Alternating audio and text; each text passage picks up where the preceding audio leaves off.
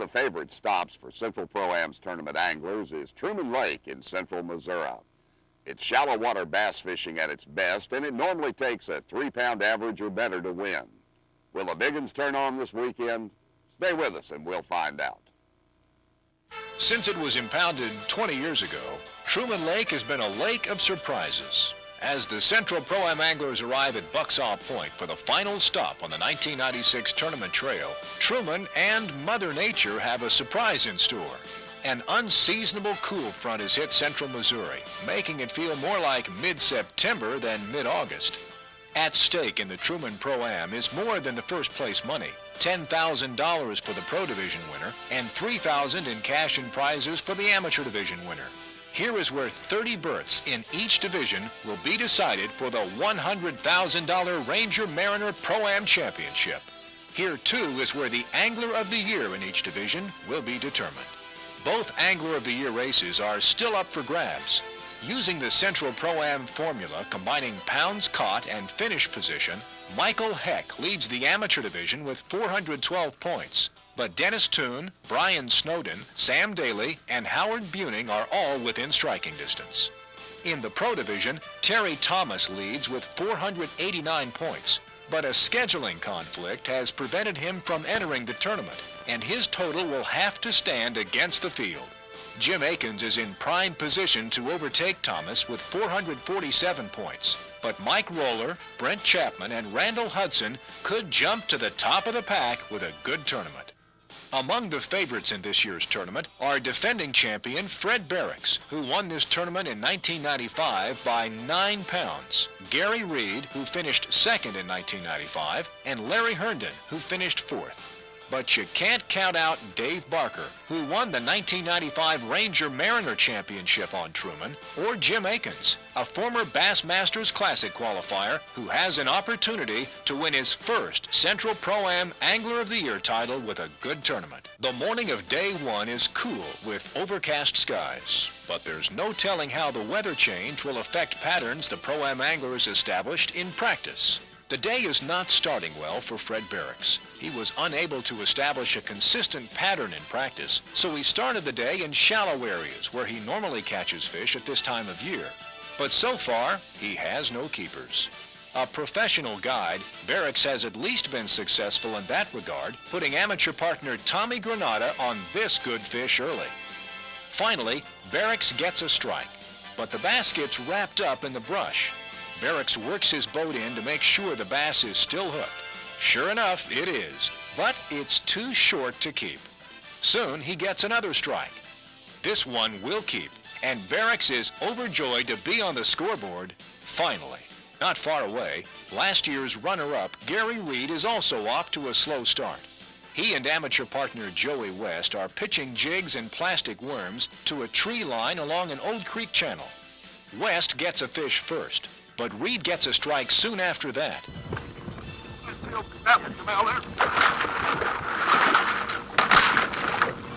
Thank you very much, Joey West. Reed then gets another fish, but they need to be bigger than these if he's to be in the running. Ed Behrens has 4 bass, but he's working an area where he missed a big fish earlier. He's flipping a jig to bass suspended in tree limbs, and finally, 1 strikes. It's not the big one he was looking for, but it does give him his limit. When the anglers return to Bucksaw Point for the afternoon weigh-in, it's clear that despite the surprises, some anglers have come in with good stringers. And in a pleasant surprise, Guido Hibden is also in the crowd. The former Bassmasters Classic champion and 2-time BASS Angler of the Year isn't on official business, though. He's here to root for his son Dion and just be a granddad. In the amateur division, Jerry Hall takes the early lead with 7.6 pounds, but he's soon overtaken by Tommy Granata with 9.6 pounds. Then, rookie John Sappington makes it clear he's ready to make a run for the brass ring. All the way, here it is, 11.45 pounds, the new leader in the amateur division, John Sappington. Finally, Ron Adair comes in with a catch good enough to challenge Sappington's lead. Well, you got a good jump now to make a move here. Good job. Looky here. 12.65 pounds. What does that do? Ladies and gentlemen, a new Pro Division, Mark Jernigan sets the stage for things to come. We're waiting one for big bass. Looky here, looky here. Get on up. 6.90 pounds. That big fish, if it were to hold up, is worth $1,380. Hold it up there for the camera, people. It's going to be your new leader right now in the Pro Division with 3 bites. Good job, 11.30 pounds. Then, Dave Munganast comes to the scales. Good sack of fish. Good job, Dave Munganast. 12.75 pounds. A new leader in the Pro Division, Dave Munganast. Next comes Terry Cole. Here you go. Here's a new leader in the Pro Division right here. Get ready. Look at here. 17.70 pounds. Ladies and gentlemen, $10,000 on the line. That's your new leader right now in the Pro Division. The day has not been as good for some. Fred Barracks comes in with only 6.65 pounds and falls out of contention. And Gary Reed has only 5.75 pounds. Then, Troy Akins comes to the scales.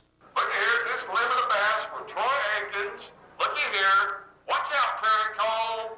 17.30 pounds. 0.40 off in first place. Second place right now in the Pro Division, Troy Akins. One of the last to weigh in is Jackie Davis. Did we catch him today? Yeah, I had a good day. Good day on the water. You've got to have a real good day to take the lead right now. Got to be 17 plus.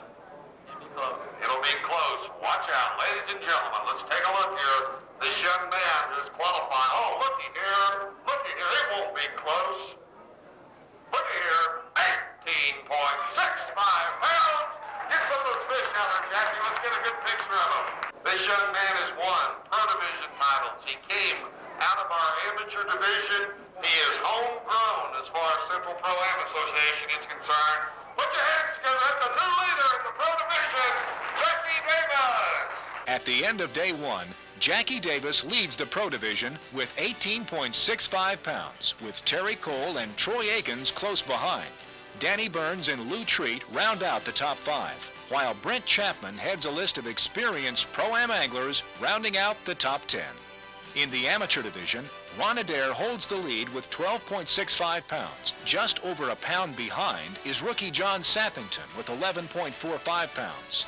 Larry Crouch, Howard Buning, and Tommy Granata complete the top 5. The rest of the top 10 is tightly bunched with barely a pound, separating Bobby Gibson in 6th from Vandy Cameron in 10th.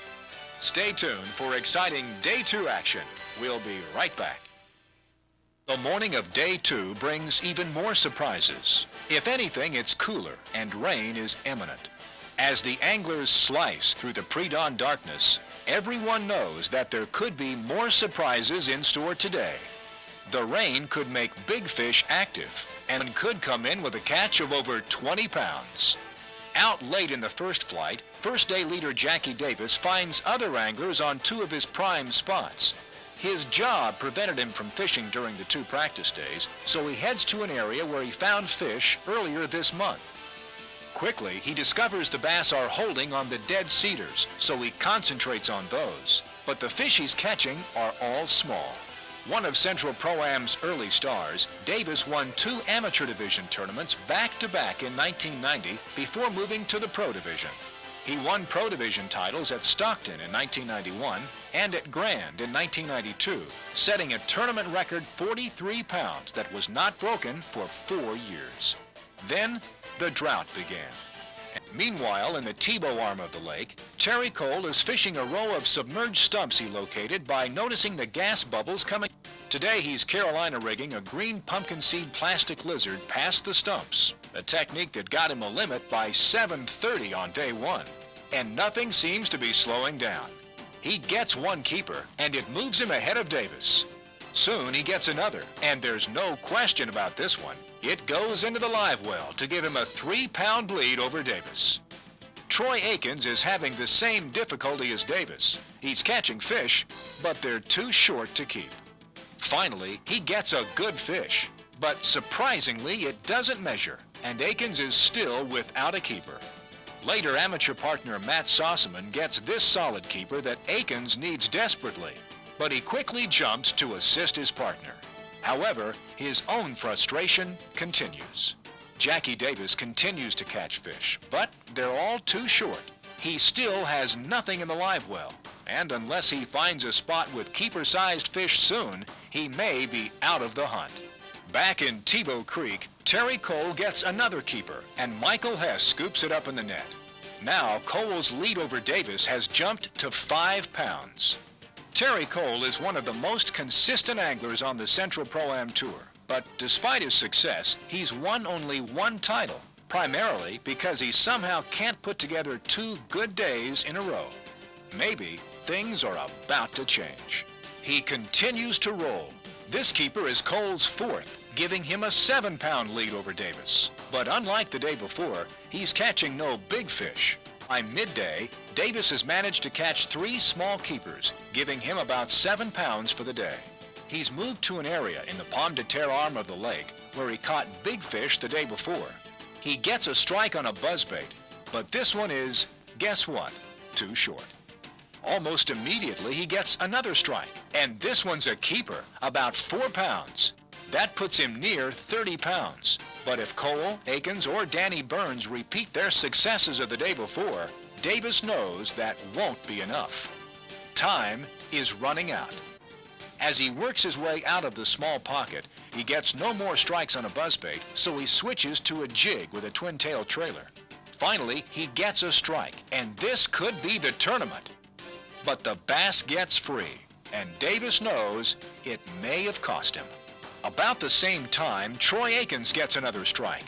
But this fish, too, is too small to keep, and Akins knows his chance for victory is slipping away. Terry Cole is back on his stump row, determined to make it produce for him. Finally, he gets another strike, and this is the kind of fish he's been looking for. This fish gives Cole about 30 pounds. He and Jackie Davis are now virtually dead even. At the afternoon weigh-in, Orville Coleman takes the amateur division lead with 16.7 pounds. But the fish that stops the show belongs to Hoyt Tidwell. My goodness gracious, watch out. 7 pounds even. Get that fish out of the sack there.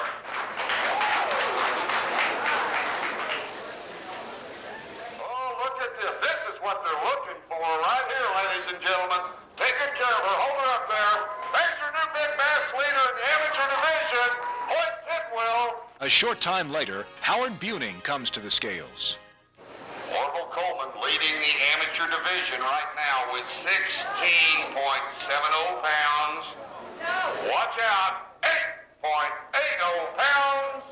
You bet you. There's the fan club out there starting. Yeah, she drove all the way up. Drove all the way up to see this? Well, then they drove all the way up to hear this then. 18.85 pounds, the new leader in the amateur division, Howard Buning. Finally, first day leader Ron Adair weighs in. He's got 4 bass. Let's take a look here and see. 8.65 pounds. Let's get it added up here. We'll see what takes place. Here we go. 21.05 pounds. The new leader in the amateur division, Ron Adair. Good job, sir. And Ron Adair claims the amateur division title. In the pro division, Larry Herndon takes the lead momentarily with 20.5 pounds. But Jamie Edge has a surprise for Herndon and everyone else. Track him down today. Done a full job fishing today. I should have had a big sack. Should have had a big sack. Looky here. Looky here. 5 bass. 17 point. 40 pounds. Mark it. 2-day total, ladies and gentlemen, 23.70 pounds. The new leader in the pro division, Jamie Edge.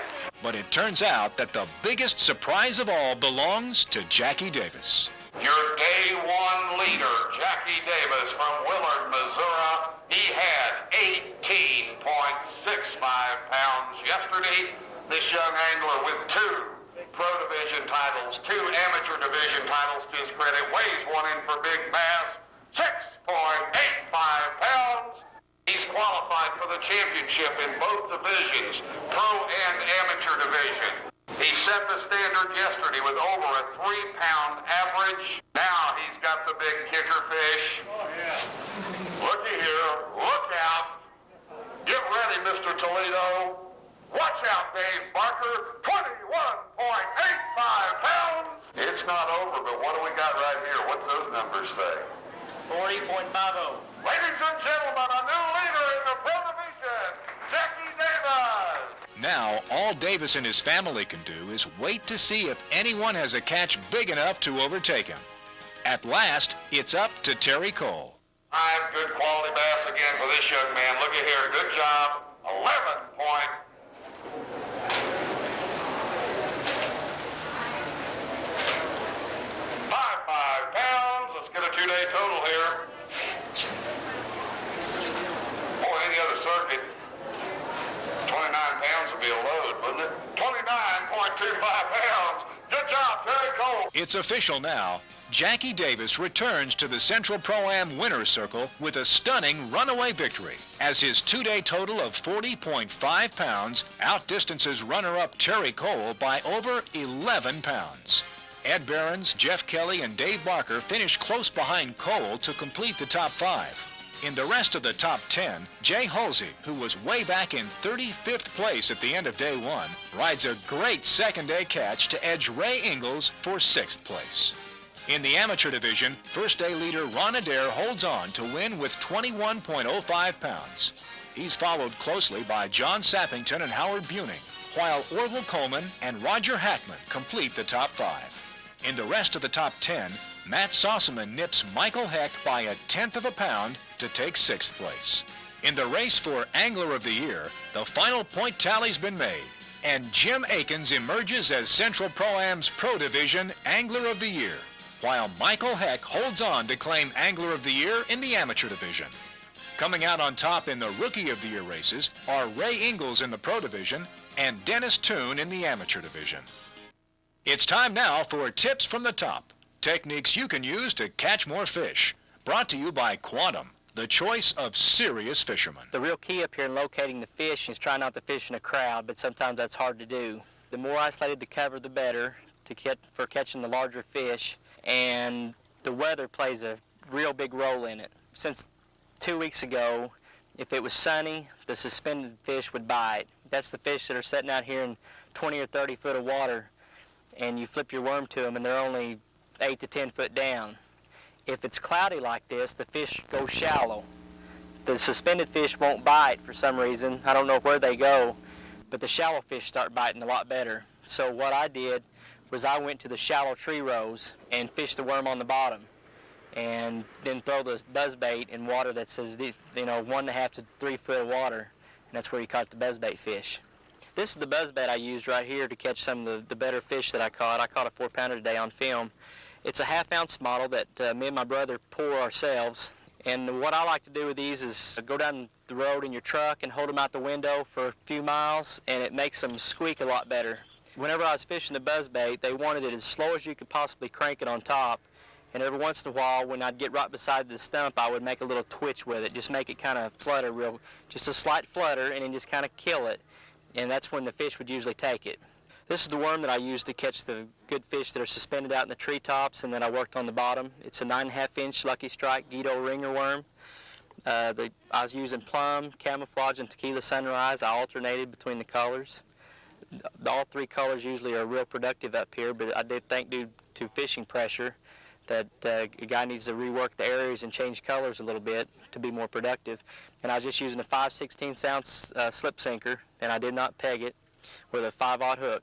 When you were working this worm, you'd throw it out about 3 to 5 feet past the tree, let it go all the way to the bottom, and probably half of your bites would be as it was sinking to the bottom, and then the rest of them would be after you'd hop it once or twice. And all you had to do is throw it out there and let it go to the bottom. The fish were on the bottom today, and that usually not slack in your line. It's pretty easy to catch.